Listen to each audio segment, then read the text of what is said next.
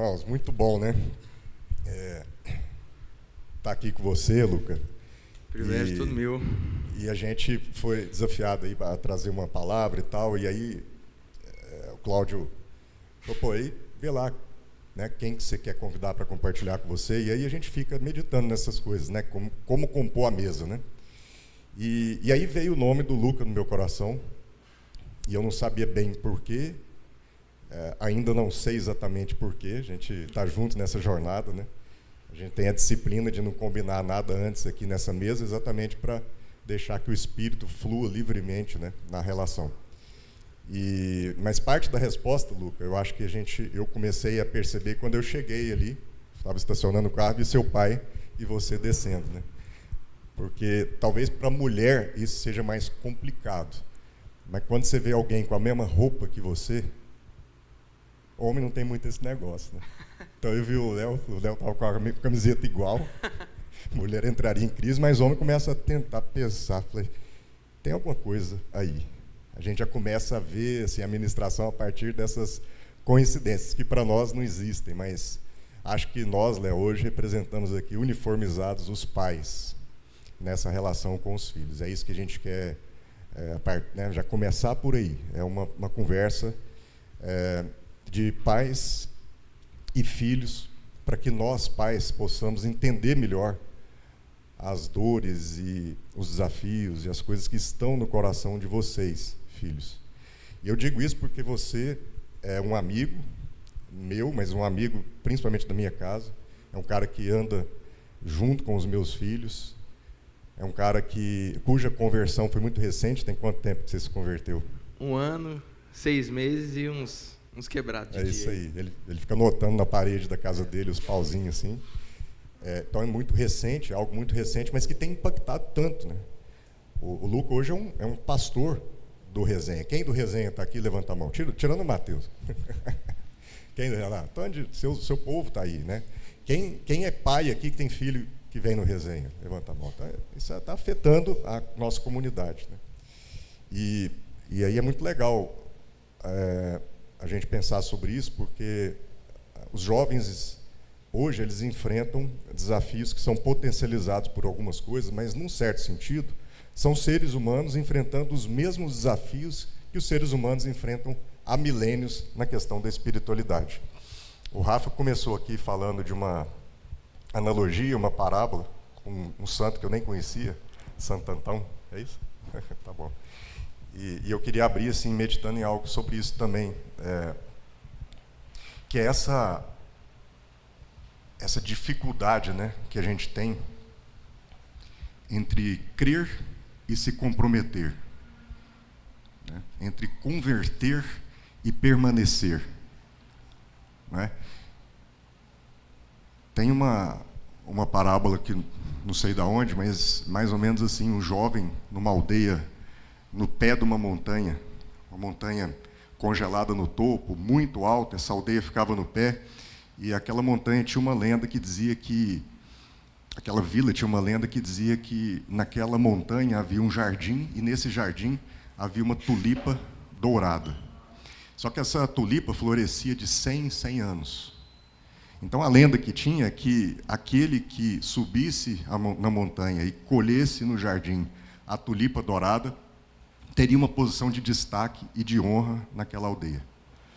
E aí, perto desse período de 100 anos, no qual passam-se várias gerações, um jovem muito corajoso, forte, fazia crossfit como você, ele resolveu subir naquela montanha, mergulhar naquele jardim e buscar aquela tulipa dourada.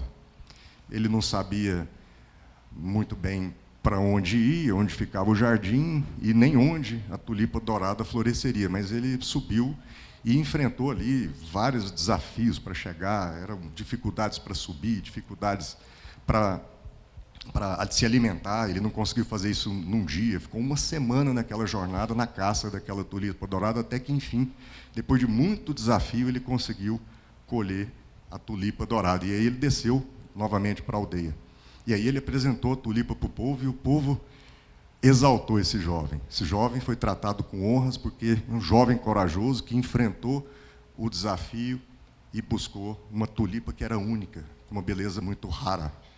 Mas a aldeia tinha, nessa lenda, também uma advertência. Falou, olha, colher a tulipa, quem achar a tulipa vai ter honras, mas também vai enfrentar alguns desafios para mantê-la.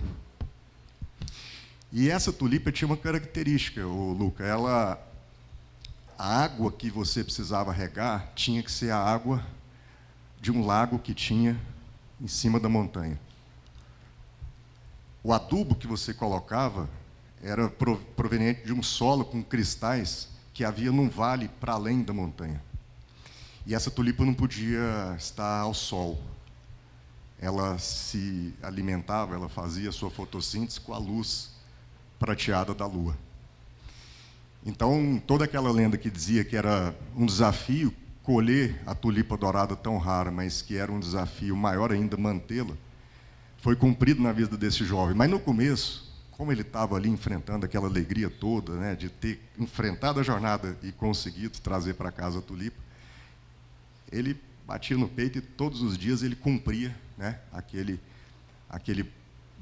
manter a flor. Porque ele ia, buscava a água onde tinha que buscar, buscava o solo onde tinha que buscar, e ficava acordado até mais tarde para que a tulipa pudesse receber a luz da lua. Mas como essas coisas são muito difíceis de manter como rotina, chegou num ponto que aquilo foi cansando. E ele começou a falhar um dia, falhar 2, fazer de semana em semana, e aí toda aquela beleza daquela flor, tudo aquilo foi desvanecendo, porque o cuidado deixou de ser o cuidado necessário. Quando a gente olha para a Bíblia, a gente vê vários homens que se convertem e têm uma experiência incrível, mas que têm uma dificuldade em permanecer. E quando Jesus fala sobre isso, ele diz lá em João, né, que a gente deve produzir frutos, mas frutos que permaneçam. O que mostra para a gente, e aí não tem a ver somente com os filhos, mas com pais também, que muito da nossa trajetória ela é feita da explosão, da euforia da conversão, no sentido de que agora encontrei um sentido da vida, encontrei um Deus que me salva, encontrei Jesus, o meu Salvador. Mas, ao mesmo tempo, como o Rafa abriu o culto compartilhando, períodos subsequentes em que a gente esfria, e esfria por N razões. Assim, a gente viu na vida de Pedro. Pedro foi um dos grandes líderes ali daquela turma que andava com Jesus, mas ele negou Jesus por 3 vezes. Foi difícil para ele manter, permanecer, se comprometer. A gente vê também na vida de Davi. Davi tinha lá todo o seu ministério, suas honras, tudo aquilo que Davi foi, mas foi difícil para ele manter essa coerência com Betseba. E a gente vê isso na vida de tantos homens e mulheres de Deus, esse desafio que chega na vida deles num certo momento na trajetória. Então, eu queria ouvir o que Deus colocou no seu coração, porque eu sei que, a partir desse ano e pouco que você tem testemunhado aqui a sua vida conosco, eu não sei o quanto a sua chama permanece brilhante como antes, ou quanto você já enfrentou desafios ao longo do caminho, mas com certeza, se ainda não os enfrentou, você tem ouvido dos seus irmãos de caminhada, das ovelhas que você pastoreia, ou mesmo dos pastores que andam com você, dilemas como esses, de uma dificuldade em permanecer. No resenha, vocês falam muito sentir a Deus. E eu tenho ouvido de jovens, a partir da minha casa, eu não estou sentindo a Deus. Como se tudo se resumisse a esse aspecto. Compartilha com a gente aí. Amém. Bom dia, para quem não conhece, meu nome é Luca. E muito disso que você falou é engraçado, né? Justamente a gente não combinar, mas sempre Deus ir costurando as conversas, costurando as histórias. E você me chamou muita atenção sobre essa questão da permanência, né? A permanência na fase jovem é algo que acaba sendo um tabu ali para a rapaziada da nossa idade. E é muito bacana a gente enxergar o contexto de qual eu vim e o contexto em qual eu estou inserido hoje, né? Eu tenho 18 anos de idade, eu vim de um lar não cristão, mas eu sempre tive um temor por Deus muito forte, e Deus, uma hora ou outra, Ele ia me jogar ali porque que era a vontade dEle, né? Mas eu já tinha tido um encontro com Deus com 8 anos de idade. Com 8 anos de idade, fui para o acampamento, aquele negócio, põe a mão na cabeça do menino, o menino cai, aquilo ali foi comigo. Encontrei Deus, assim, verdadeiramente. Mas o tempo foi passando e eu fui meio que esfriando, né? Esquecendo do que era manter aquela tulipa sendo iluminada, o adubo e a luz e tal. Mas no meu segundo encontro com Cristo, a história mudou. Garantia eu não tenho de nada. Garantia eu tenho que o Espírito vive em mim, que eu vou morrer, e é isso. Mas uma garantia que Deus me entregou através da família é essa permanência. Tem um texto que me chamou muita atenção essa semana, estou lendo e relendo esse texto, cavando mesmo. É lá em Hebreus capítulo 12, quem quiser abrir aí, Hebreus capítulo 12, versículo 1, vai dizer o seguinte: e quanto a nós, temos esta grande multidão de testemunhas ao nosso redor. Portanto, vamos pôr de lado tudo o que nos atrapalha, o pecado que nos amarra, e vamos correr com perseverança a corrida que está à nossa frente. Vamos fixar os nossos olhos em Jesus, que é a fonte da nossa fé e é quem a torna completa. Ele, em troca da alegria que lhe tinha sido oferecida, suportou a cruz, sem fazer caso da humilhação que sofreu. E agora está sentado à direita do trono do nosso Pai. Esse primeiro trecho que fala sobre a quantidade de testemunhas ao nosso redor é a dificuldade que todo mundo que não permanece tem. Muitas vezes a gente tem a presunção de achar que o que nos sustenta é o rito de ir lá e regar a tulipa. É o rito de ir lá abrir a nossa Bíblia. É o rito de ir lá colocar o joelho no chão. Mas, como seres falhos, como seres que muitas vezes vão se cansar de ir lá e regar a tulipa, nós somos seres relacionais. Então, justamente o que mantém meu testemunho vivo e o que mantém essa chama acesa não é, muitas vezes, a estrutura interna que eu crio, mas é o ambiente externo que Deus está nos proporcionando. Amém? Então, a gente tem que sair da ideia do que é pelo que eu estou fazendo. A gente tem que sair dessa ideia e partir para a ideia do que é pelo cenário que Deus está me oferecendo. E quando eu saio desse cenário, do que eu posso fazer, eu entro na suficiência de Deus. Porque Deus não vai me oferecer muitas vezes a condição ideal. O que é a condição ideal? Eu queimar todo dia por Jesus, mano. Eu acordar querendo evangelizar o primeiro mendigo que aparece na minha frente. Essa é a condição ideal. Mas o que Deus nos fornece é a condição necessária. Então a condição necessária vai ser um solo que muitas vezes não vai ser o de diamante, mas vai ser o solo que o meu irmão conseguiu me apresentar, me trazer. E assim, a gente estar submisso a isso é um desafio. É um desafio constante porque a gente cansa. A gente cansa quando a gente não consegue, igual ele falou aqui, manter os nossos olhos fixos em quem é o consumador da nossa fé. E a gente acaba exercendo a simples atividade de fazer por fazer. E eu queria compartilhar um pouco agora do que foi nossa viagem para o Japão, né? Como é que eu ia subir aqui sem, pelo menos só um trenzinho que eu aprendi no Japão, né? Aprendi a comer de pauzinho, aprendi a imitar o Paulo Júnior. Mas tirando isso, Deus soprou muita coisa através da cultura daquele povo.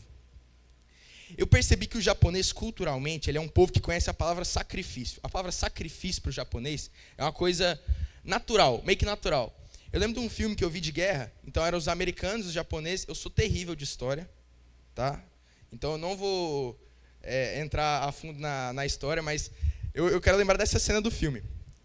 Era um exército de americanos e na parte de cá, poucos japoneses. O exército japonês só que era um número reduzido. E os americanos foram matando os japoneses morrendo e tal, até que sobrou um japonês. E muitos dos que submetiam as autoridades americanas, eles eram levados presos. Só que, às vezes tinha até uma chance de você, com o tempo, conseguir se submeter ali, obedecer tudo certinho, e você às vezes até conseguia, sei lá, desenvolver alguma coisa lá, não ficar tão ruim na cadeia e tal. Então, um pingo de esperança você tinha. Você não precisava, às vezes, sei lá, partir até o último suor e tal. Mas o que me chamou muita atenção aqui, naquela cena ali é que o prisioneiro vai lá, o japonês, quando ele está cercado pelos americanos, ele pega uma faca e enfia na própria barriga, para não ter que se submeter às autoridades. Então, o sacrifício para eles é uma coisa assim, histórica. E aconteceu um negócio, eu falo que foi até de Deus, no aeroporto. Eu estava com o Matheus, estava só eu e ele voltando do Japão, e a gente não... Lá, você acha que você sabe inglês, você vai dar bem no Japão, você está lascado, porque lá ninguém fala inglês. Ninguém. É muito difícil. E aí a gente chegou lá no aeroporto, quando a gente estava passando pelo raio-x ali, eu deixei um canivete suíço que eu comprei pro meu avô. Comprei um canivete suíço na loja de usado por tipo R$100, o canivete custa R$1.000, e eu estava felizão porque eu ia dar pro meu avô. E aí estava na minha mochila, velho. E quando você passa um objeto cortante no raio-x numa bagagem de mão, você é obrigado a descartar. E aí eu falei, putz, lascou, velho. Agora eu vou perder o canivete e tal, é isso. A moça chegou, examinou minha mala, pegou o canivete e falou, pra que é isso? Aí ela perguntou em inglês, né? Eu fiquei meio assim, por que ela tá perguntando por quê? Eu falei, não, é um presente pro meu avô, né? Eu respondi. Ela falou, presente pro seu avô? Eu falei, presente. Aí ela, vou ver o que eu posso fazer aqui então. A moça pega, dá um rádio com a outra ali, pega um crachá, um cartão, me dá um passe livre para eu passar por volta do raio-x para não ter que pegar a fila de novo. Separa uma bagagenzinha só para eu colocar o canivete, despachar, e ela ainda falou assim, como é a sua primeira vez no Japão, eu não vou cobrar nada e também porque é presente, viu? Me deu um crachá, eu passei de novo pela fila exclusiva do raio-x, para não precisar passar de novo, e ela não deixou lá sem pagar nada. Por quê? Pela simples cultura. Um povo que conhece a palavra sacrifício, educação, e de fato, que o pessoal fala do povo educado lá, isso é um fato. O pessoal é muito, muito, muito, muito educado. A gente percebeu isso, é tudo. Você vai numa vendinha ali na farmácia comprar negócio, o pessoal aqui para conversar. Eu e o Matheus, a gente chegou no avião, ele foi gastar um japonês com a moça lá, conseguiu, a moça levantou, olhou bem no olho dele assim, ó. Tipo assim, para tudo eles são muito educados. Só que algo que a gente percebeu lá com a história a gente ficou na casa de brasileiros, né? Brasileiros, só que moram no Japão há anos. Então eles vivem a realidade. A gente viveu a realidade do japonês ali. E a gente percebe que fora do exercício da vocação, eles são muito cansados. Eles são muito sobrecarregados. Então, o japonês ele bebe muito. Quando ele está sozinho em casa, quando ele sai do trabalho. E aí, aquilo ali foi me chamando a atenção. Eu falei, como é que o cara consegue o dia inteiro ser educado, pá? Como é que aquilo não é natural, então? Se ele o dia inteiro, ele é aquele ser educado, que serve, é motivado, engajado, e chega à noite ele só quer se esbagaçar, o que tem de errado, velho? E eu comecei a pensar isso, remoer isso. E aí, esse texto veio na minha cabeça. O japonês, culturalmente também, ele é muito individualista. Ele é muito sozinho. Então, essa questão da relação, da amizade, para ele, não é um aspecto cultural. O brasileiro já é mais socialzão, se abre. E aí eu comecei a pensar, eles se sacrificam tanto. Só que qual é a fonte do sacrifício deles? Quando a gente entra na caminhada, a gente começa a perceber o sentido do nosso sacrifício em favor dos nossos irmãos. Mas a gente tem que tomar muito cuidado para esse sacrifício não se tornar uma simples atividade. O fazer por fazer. Porque quando eu faço por fazer, eu deixo de lembrar quem consumou a minha fé. Quem se sacrificou para que eu pudesse me sacrificar. Enquanto eu não estiver submisso a esse sacrifício que por mim for feito, eu vou me cansar de me sacrificar. Eu vou cansar de assumir responsabilidade. Eu vou cansar de me entregar em favor do meu irmão. A tulipa morre. E aí o que faz? Eu desvinculo, eu me perco no caminho. Eu me perco. Por quê? Eu estou simplesmente exercendo uma atividade com base na minha força, não tendo a memória das testemunhas e de quem se sacrificou por mim. E aí a parada fica pesada. Aí fica difícil. Aí eu não consigo sustentar. Mas para isso a gente precisa, eu acho que um princípio que Deus estava trabalhando muito no meu coração era sobre um coração ensinável. O japonês também ele tem um coração muito ensinável. Mas ele não é individualista? O pessoal fala que o japonês, às vezes, ele é frio. Mas o Paulo Júnior falou uma coisa muito interessante. O japonês ele é exigente. Então, para eu entrar na sua intimidade aqui, às vezes eu não vou precisar de tanto recurso, provar tanto que eu tenho algo a oferecer. Mas o japonês, culturalmente, para você entrar na intimidade dele, você precisa É como se ele fosse um pouco mais exigente para quem vai entrar na casa dele, entendeu? Ele não abre as portas para qualquer um. Mas algo que eles falaram é o seguinte: meu irmão, se você apresentar Jesus verdadeiramente para um japonês, você evangelizou pelo menos uns 20. Porque a lealdade dele com aquilo que ele absorve, com aquilo que é bom para ele, é fora do comum. E eu comecei a ver que isso faz muito sentido. Porque o japonês, quando, por exemplo, você adota um japonês, ele nunca mais vai sair de sua casa. Ele vai ser leal a você até o último dia da sua vida. Embora ele filtre mais quem vai entrar na vida dele. E aí, cara, eu comecei a perceber que muitas vezes a gente acha que, por ser mais aberto, a gente consegue se relacionar melhor. Só que muitas vezes, a gente, por ser mais aberto, fica sobrecarregado de relação e não consegue cumprir com a lealdade que eles cumprem. Isso, assim, deixou meu coração muito inquieto, sabe? Muito inquieto. E eu comecei a perceber que o maior recurso que Deus pode nos entregar não é, sei lá, conseguir ouvir bem, conseguir falar bem, conseguir ter os recursos mentais para conseguir absorver tudo aquilo. Mas lá, eu queria chamar a atenção para um texto, lá em Mateus, no capítulo 13, vai dizer o seguinte. Ali Jesus está contando sobre a palavra do semeador, e aí os discípulos ficam, por que você não explica de maneira direta? Por que você não explica de uma maneira sincera? E aí Jesus usa uma parte do livro de Isaías que diz o seguinte: vocês ouvirão, mas mesmo ouvindo, não conseguirão entender. Vocês olharão, mas mesmo olhando, não conseguirão ver. Isto acontece, pois o coração deste povo está endurecido. Eles taparam os ouvidos e fecharam os olhos. Se não fosse assim, eles poderiam ver com os olhos, ouvir com os ouvidos e entender com o coração. E se voltariam a mim, e eu os curaria. E a gente percebe o porquê do japonês conseguir transmitir com tanta mais facilidade para os outros japoneses o que Jesus fez na vida dele. Porque o que ele ouve passou pelo ouvido, passou pelos olhos, e ele deixou verdadeiramente atingir o coração dele. Muitas vezes a gente está ouvindo, olhando, sem deixar com que isso passe verdadeiramente para o nosso coração. E aí a gente não deixa isso frutificar, e a gente acaba travando tudo aquilo que Deus quer fazer através da nossa vida.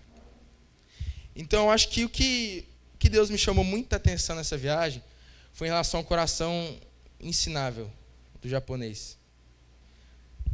Porque o coração ensinável, ele passa por uma reforma constante. É dia após dia. Não tem suficiência, não acabou. E os japoneses têm isso. Para eles nunca vai estar bom. Para eles sempre vai ter algo a melhorar. Por isso que eles são essa potência que são na tecnologia, na indústria. Lá todo mundo trabalha em indústria. As indústrias mais fortes são de lá. As marcas mais fortes são de lá. Porque eles passam por essa constante transformação. Então, eu acho que é isso que Deus ministrou no meu coração acerca da vida deles. É um povo que a gente olha, acha que é individualista, mas não, eles filtram mais. A gente acha que eles são mais frios, só que não, é justamente essa questão de saber bem o que ouvir, o que escolher. E, acima de tudo, a lealdade. A lealdade, o sacrifício que eles têm com o povo, o empenho que eles têm em servir. Mas o que falta é justamente as testemunhas. As testemunhas de tudo isso que eles estão vivendo. Justamente o que falta é entender quem se sacrificou por eles, conhecer quem se sacrificou por eles, porque eles se tornam cansados. Quando a gente corre uma corrida sem olhar para o alvo, a gente acaba perdendo o rumo. Então que a gente tenha fixado na nossa mente qual é o alvo da nossa corrida. E quem são as testemunhas ao nosso redor que correm conosco. Porque quando um cai, o outro levanta. Sozinho não dá para caminhar. Sozinho é impossível caminhar. Eu me torno sobrecarregado, eu venho a cair, minha tulipa vem a morrer. Então eu passo a ter uma história de quem simplesmente desistiu. Porque não tive quem lutou por mim e eu não tive quem lembrar que sacrificou por mim. Então eu acho que é mais isso que Deus soprou no meu coração aí nessa viagem.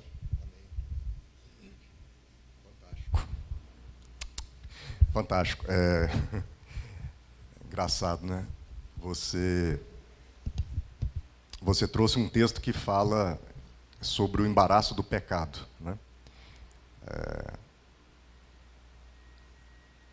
E, de fato, assim, se a gente não entender o conceito bíblico de pecado, o evangelho, o cristianismo não faz sentido e não tem o poder transformador que ele tem nas nossas vidas, né? Então, entender o conceito do pecado passa também por entender o conceito de tentação, que é essa tendência de questionar, de confrontar, de desobedecer, né? Você falou um pouco, falando aqui de algumas parábolas, né? Você falou de manter o rumo, né? A orientação. Eu, uma vez, fiz um cruzeiro com os meninos. A gente viajou num navio, não sei quantos aqui já tiveram experiência. E aquilo é interessante, né? Você, no meio do oceano, no meio do nada, você começar a meditar sobre algumas coisas. Primeiro, aquela embarcação como uma embarcação cheia de recursos. Aquilo fica dias no mar, mas tem ali o combustível necessário para prosseguir, tem a alimentação necessária para um monte de vida que está ali dentro. E aquilo tem condições de navegar. Imagina o oceano como a nossa vida. E essa embarcação como a nossa jornada pela vida. Num navio, você tem o capitão, que é quem dá a diretriz, e você tem o timoneiro, que é quem executa essa diretriz, que conduz o leme. Então, ele, sob a orientação do capitão, ele conduz a embarcação. E nessa embarcação há todos os recursos, todas as vidas que estão conectadas com ele ali, que são responsabilidade dele fazer chegar ao lugar de destino. E nessa analogia desse oceano ser a nossa vida e a embarcação a jornada, nós somos esse timoneiro e Deus é o capitão. Mas qual que é a diferença? É que o timoneiro, ele tem um mapa de navegação, um sitemap. Mas nessa analogia, Deus não dá um mapa para a gente, ele dá uma bússola. E há uma diferença muito grande em você navegar simplesmente com uma bússola na mão e você navegar com um mapa na mão. Navegar com uma bússola, e a bússola de Deus é a sua palavra, é a sua vontade, aquilo vai apontar para você a direção. Mas não vai dar muito detalhe dos riscos que aparecem, de uma ilha que pode estar no meio do caminho.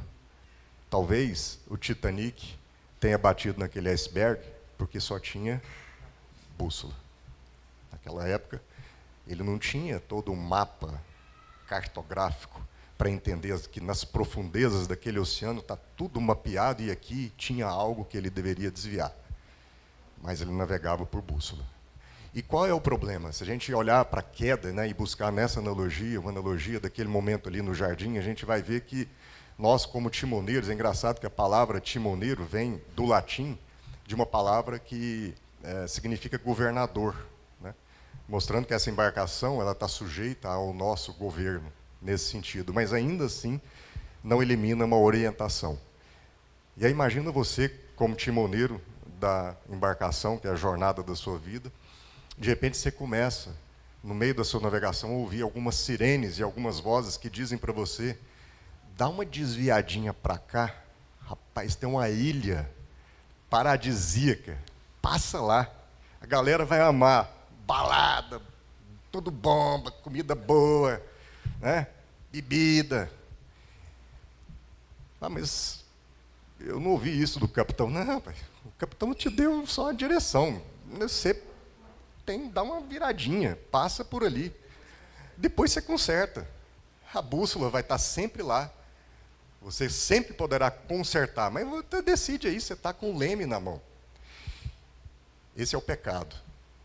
O pecado é a gente imaginar que nós, apesar da direção que o capitão nos dá, podemos ajustar o sentido na medida de coisas que a gente acha que funcionam melhor, de caminhos que a gente acha que consegue decidir melhor do que aquele que nos orienta.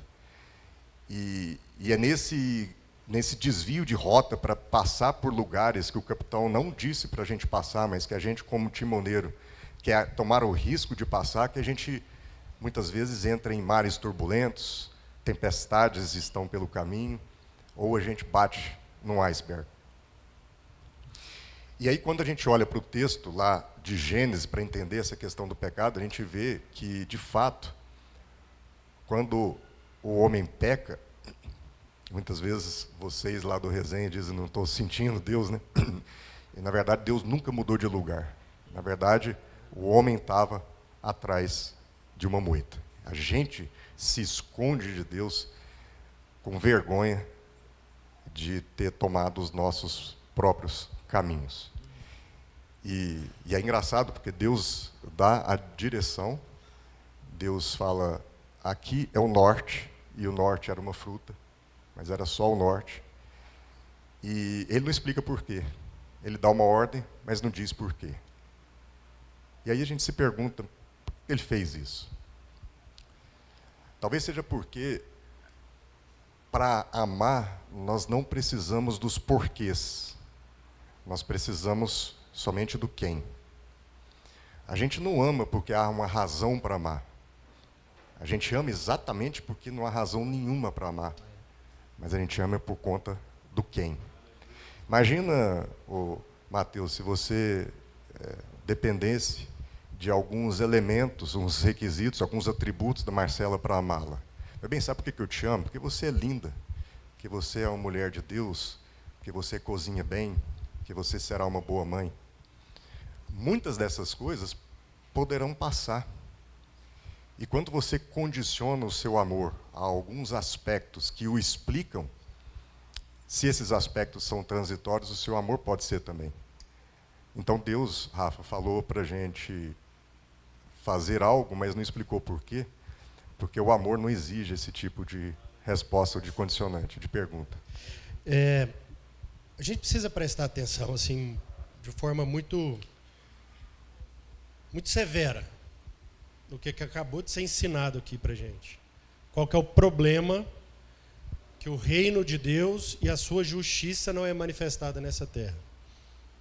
A falta no coração é ensinável. Então, o que o Luca trouxe aqui para a gente, que o harakiri, que é o cortar a barriga, esse sacrifício, não é suficiente. E Deus já tinha ensinado isso.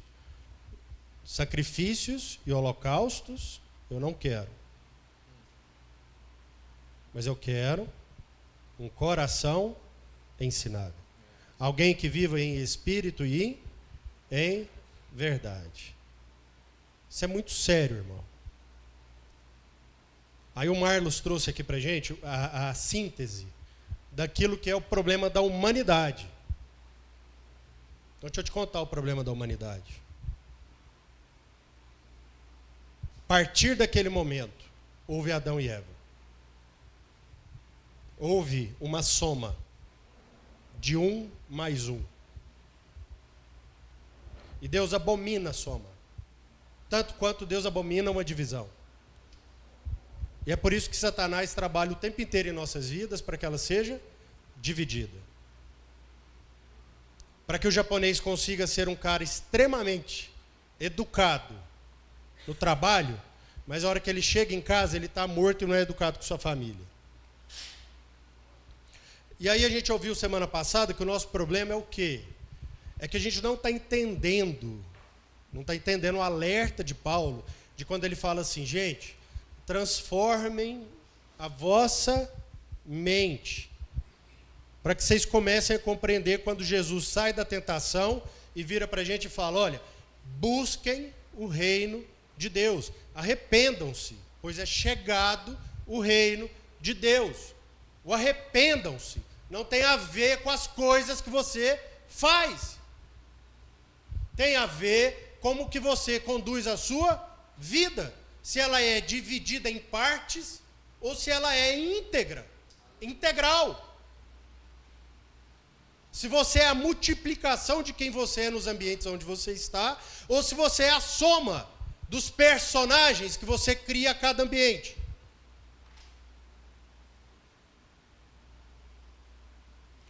Se você tem um lado, uma vida espiritual e uma outra vida que eu sou o pai do meu filho, ou uma outra vida da forma que eu sou com a minha esposa.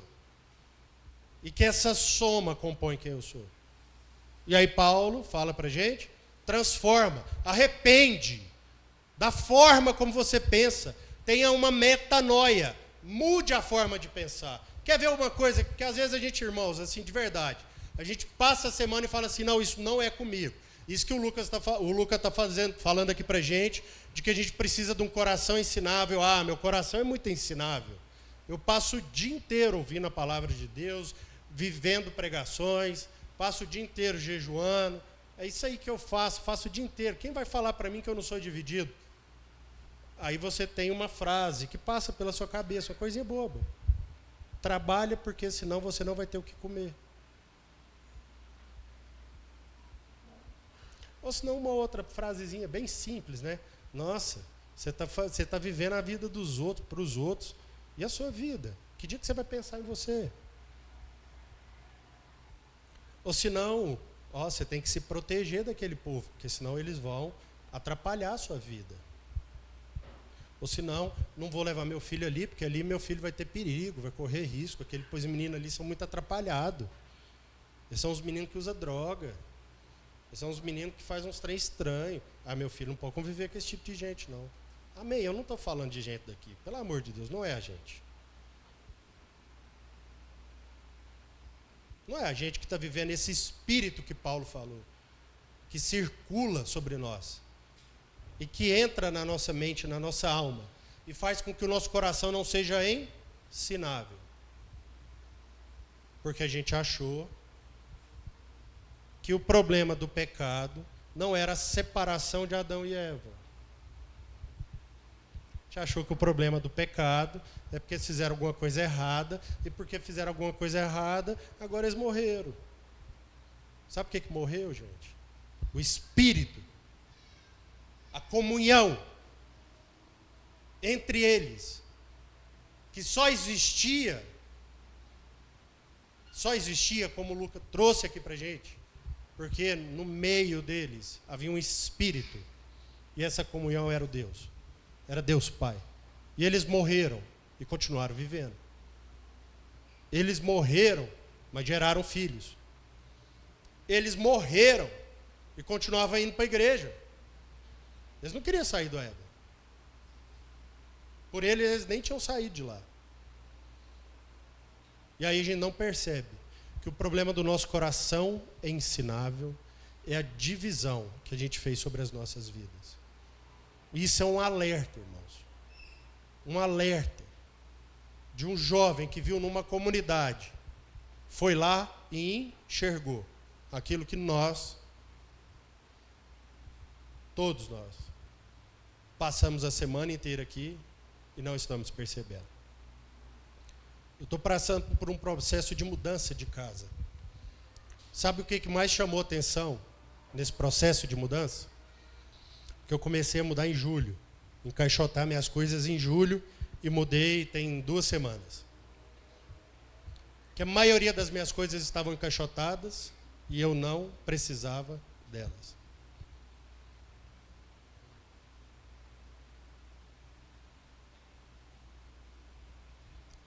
Eu tinha lá no meu escritório 40 caixas de coisas, roupas e todos os tipos de utensílios, livros, bíblias, várias coisas.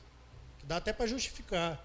Umas bíblias bonitas, uns livros legais, que eu não precisava delas. E que se eu pudesse, eu nem teria levado para casa, não. Porque eu não precisava dessas coisas. Mas somente, porque consegui ouvir um direcionamento de Deus para tirar uma raiz minha, que já estava fincada na terra, foi que eu consegui esvaziar isso para a gente perceber que a gente não precisa disso. Amém, Rafa. E aí, assim, dentro do que você falou aí para a gente fechar, vamos abrir o texto da palavra de Deus lá em Lucas, no capítulo 14. Lucas 14, 28. porque é interessante meditar sobre isso, né? Um Deus que não deixa as coisas tão detalhadas para a gente, mas deixa a sua palavra e a sua vontade como uma bússola, né? Que, independente do percurso que a gente faça, a gente consegue sempre ter a direção para a qual a gente precisa seguir. O percurso é responsabilidade nossa. A direção ele já deu. Então, por mais que às vezes a gente se desvie desse percurso, por mais que a gente dê uma volta lá no Japão, a gente consegue sempre ser reorientado, porque se a gente tem a bússola, a direção está posta, né? E aí o texto fala assim, qual de vocês, isso Jesus falando, qual de vocês, se quiser construir uma torre, primeiro não se assenta e calcula o preço, para ver se tem dinheiro suficiente para completá-la. Pois se lançar o alicerce e não for capaz de terminá-la, todos os que a virem rirão dele, dizendo, este homem começou a construir e não foi capaz de terminar. Ou qual é o rei que, pretendendo sair à guerra contra outro rei, primeiro não se assenta e pensa se com 10.000 homens é capaz de enfrentar aquele que vem contra ele com 20.000?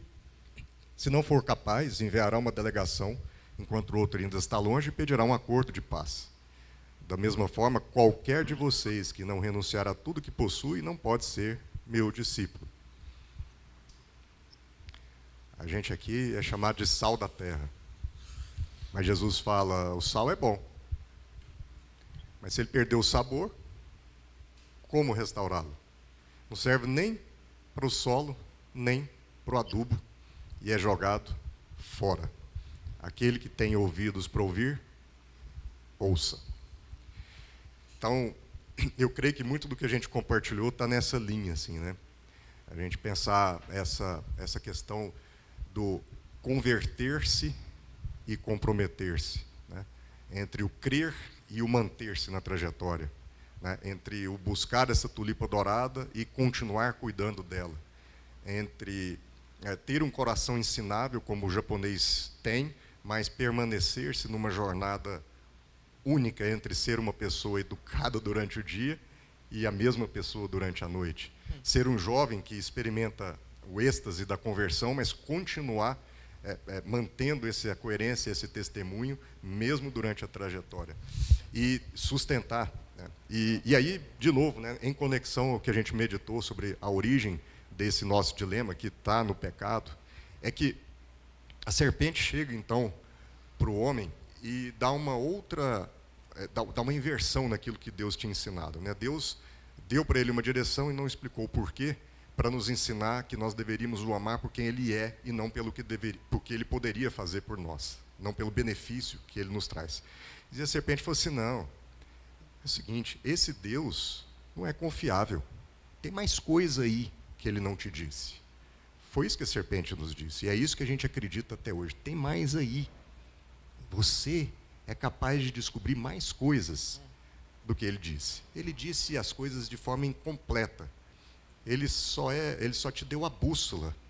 Vem cá, tem um mapa para te dar o detalhe, o caminho das pedras, o conhecimento do bem e do mal. E aí, nesse momento, a gente passou a acreditar que a gente sabe mais do que ele sabe, que a gente é mais do que ele diz que a gente é, que a gente pode fazer mais coisas do que ele diz que a gente pode fazer, que a gente pode dar palpite no que ele faz, ou que a gente se ama mais do que ele nos ama. E aí, o ponto é que a gente deixou de amar a Deus e passou a usar a Deus. Então, o pecado, na origem, não tem a ver com o que eu faço de certo e errado. Não tem a ver com os jovens, e você, especialmente, acertar ou errar no seu dia a dia. Isso são as consequências práticas e diárias do pecado original. E o pecado original é eu deixar de... Não é nem sobre obedecer a Deus, mas é sobre obedecê-lo condicionalmente. É eu impor condições para o meu amor por Ele. E é por isso que, na minha embarcação, como timoneiro, eu tendo a bússola, eu ouço a sirene, a voz que me diz para passar numa praia deserta. Enquanto não vem tempestade, eu estou amando a Deus, porque parece que a bússola está funcionando, e eu complementei o conhecimento dele com o meu, e nós dois estamos fazendo uma bela parceria, eu e o capitão aqui, vamos só dar uma passada ali, vamos para a farra um pouquinho. Mas aí quando vem a tempestade, quando eu bato numa pedra nesse caminho, aí, condicionalmente, eu volto a amar a orientação que ele me deu. Aí eu volto a buscar a Deus. Quem está entendendo aqui? Eu não sei quantos passam por esse aspecto de, enquanto as coisas estão todas em águas maravilhosas, né, calmas, eu amar a Deus. Mas aí daqui a pouco eu começo a ouvir alguma coisa que me desvia, porque está muito calmo, deixa eu buscar a minha trajetória, e aí aquele Deus que eu amo, eu já não preciso mais cuidar. A tulipa que eu posso deixar ao léu, porque eu não preciso voltar lá e buscar o que eu preciso buscar para cuidar. Mas quando as tempestades vêm, e elas vêm, aí novamente eu condiciono o meu amor a Deus à solução daquele problema. Então o pecado é exatamente isso. Deus nos ama incondicionalmente, exatamente para que a gente aprenda a obedecê-lo incondicionalmente. E aí o ponto é, às vezes a gente precisa de certas situações na nossa vida para correção desse rumo, dessa rota, dessa trajetória.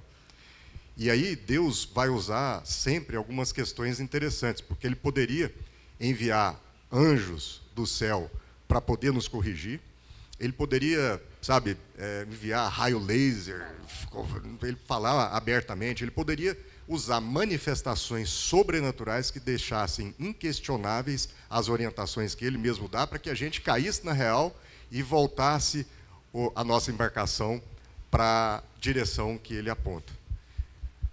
Mas Ele é cuidadoso, Ele não faz isso. Ele usa coisas naturais que vêm sobre a nossa vida.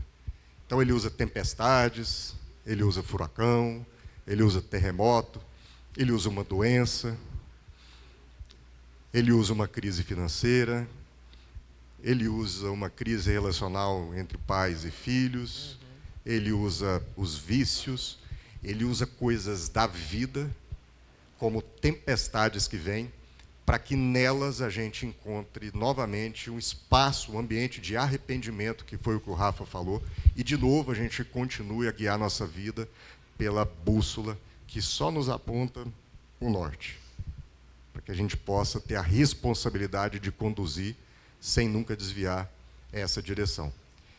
E é por isso que Jonas enfrenta uma tempestade, mas no meio da tempestade ele encontra um peixe. É por isso que Pedro caminha sobre as águas e quando a tempestade vem, ele encontra a mão do Senhor a resgatá-lo.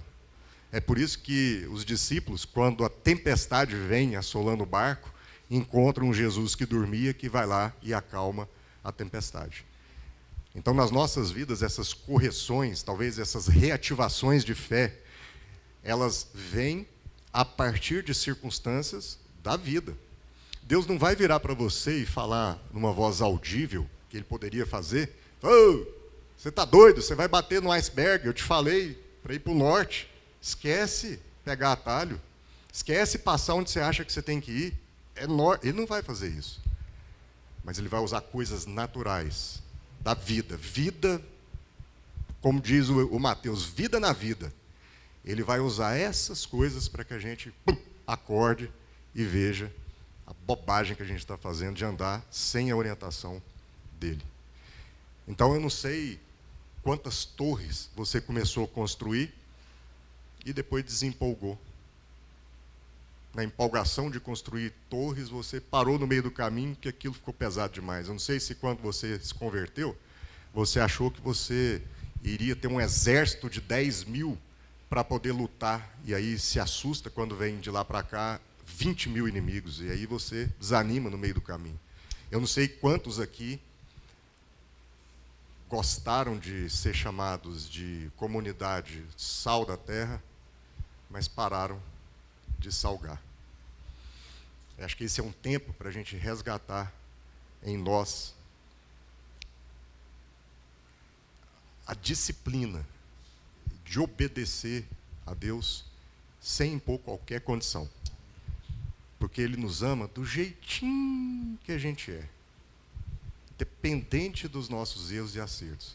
Ele não espera que a gente siga levando esse nosso transatlântico até o final, sem passar nessas ilhas paradisíacas. Ele sabe que a gente vai ser tentado e que muitas vezes a gente vai ceder às tentações. Mas ele espera que a gente tenha um coração ensinável para perceber, diante das circunstâncias da vida, as correções de rota que Ele está querendo que a gente faça, que a gente siga no destino que Ele traçou até o final. Acho que é isso, né? Assim, eu queria só chamar a atenção de novo para o que você falou do Timoteiro e do capitão. A gente às vezes acha que o problema de Deus com o nosso pecado é a gente. Somos nós os pecadores. Mas a gente esqueceu que a gente é o timoteiro do navio. Então quem aponta o rumo é Deus. Quem executa é a gente. O problema é quem está na nossa bagagem. O problema é quem a gente está levando com a gente na história. O problema do nosso pecado não é a gente simplesmente ficar mal, culpado ou, sei lá, triste. O problema são as pessoas que a gente deixa de tocar, as pessoas que a gente deixa de viver, as testemunhas que a gente deixa de entrar na intimidade pela culpa do nosso pecado. Então a gente tem que ser liberto do nosso pecado, não para simplesmente agradar a Deus. Deus não se agrada com o que você faz, não, filho. A gente tem que ser liberto do nosso pecado para conseguir levar aquelas pessoas que estão no nosso navio com segurança, sem atrasar o caminho delas. Meu irmão, eu não estou nem aí para você. Eu ligo para as pessoas que você está carregando. Essa é a mensagem de Cristo. É a gente se renunciar e passar a estender a nossa mão, estender o nosso braço para aqueles que precisam da gente para cruzar esse caminho. Cada um aqui tem que sair mais responsabilizado do que ele tem que, de quantas pessoas ele tem que levar para outro lugar, de quantas pessoas ele tem que levar para cruzar esse rio, cruzar esse mar. E muitas vezes a gente acha que a gente está atrasando nosso caminho, atrasando as promessas de Deus para a nossa vida, mas o que a gente está atrasando são as testemunhas dela. Então eu queria que aqui, dessa manhã, a gente saísse liberto da ideia de que Deus se contenta quando a gente não fere a nós mesmos, mas que a gente saia transformado por um coração que clama por ser ensinado. Um coração que se submete às coisas que Cristo quer ensinar e renuncia tudo aquilo que já aprendeu. Meu irmão, isso é uma coisa que eu aprendi com Paulo Júnior, é que tudo o que ele olha, ele aprende. Porque ele não está certo de nenhuma coisa que ele sabe. Quando a gente não é certo de nenhuma coisa que a gente sabe, a gente está submisso a aprender tudo o que Deus quer ensinar. E a gente começa a se tornar o quê? Sensível. Eu não preciso ouvir a voz audível de Deus, porque eu tenho testemunhas. Hoje eu tenho testemunhas que vão testificar sobre a minha vida. Eu tenho testemunhas que eu vou conseguir compartilhar o que eu estou sentindo. E eu tenho testemunhas que vão me levantar e que eu vou precisar levantar também. Então que a gente saia dessa manhã não confortado, mas responsabilizado pelas pessoas que você tem que levar, que estão nesse barco seu, que você é o timoteiro. Mas saiba de uma coisa, você está sob a orientação de um capitão que não erra, um capitão que sabe de tudo. Então ele não vai te apontar um rumo errado. Por mais que você submeta a mar, extremos, coisas difíceis, dificuldades, por mais que você veja um iceberg gigante, saiba do seguinte: o capitão está te responsabilizando, só porque ele está te orientando.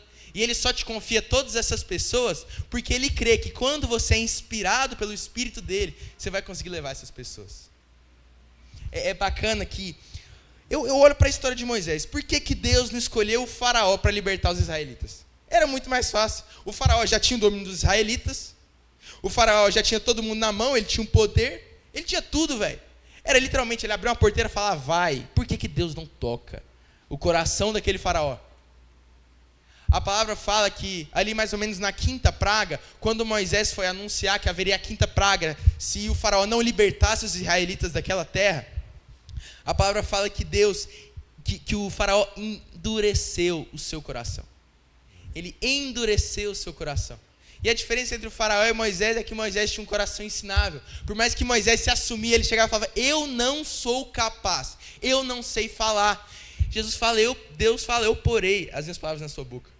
Então que a gente sai aqui despreocupado, porque tem um capitão nos orientando, para a gente levar toda essa bagagem de pessoas, para além da margem, além do que os nossos olhos podem ver. Porque a orientação dele é perfeita, a vontade dele é perfeita, e o que ele deseja são filhos submissos, que queiram aprender, que queiram ser ensinados pelo que Ele tem a nos oferecer. Isso aqui não é para aliviar a sua barra não, velho. Isso aqui é para pesar as suas costas mesmo. Você saber que tem alguém que te sustenta. E alguém que vai te levar além dessa margem. Amém? Amém. E é interessante a gente notar em cima do que você falou o seguinte: muitas vezes você, como timoneiro dessa embarcação que é a sua vida, você está agindo pela sua consciência. Como o Luca falou, como o japonês individualista. E esse é o grande risco. Porque o pecado, ele encontra lugar no mais profundo do nosso coração. E normalmente esse lugar é na solidão. É ali que a gente ouve vozes que a gente acha que são a nossa consciência e executa algo a partir disso. Mas o assassino também age segundo a sua consciência. Um terrorista também age segundo a sua consciência, um estuprador também faz isso.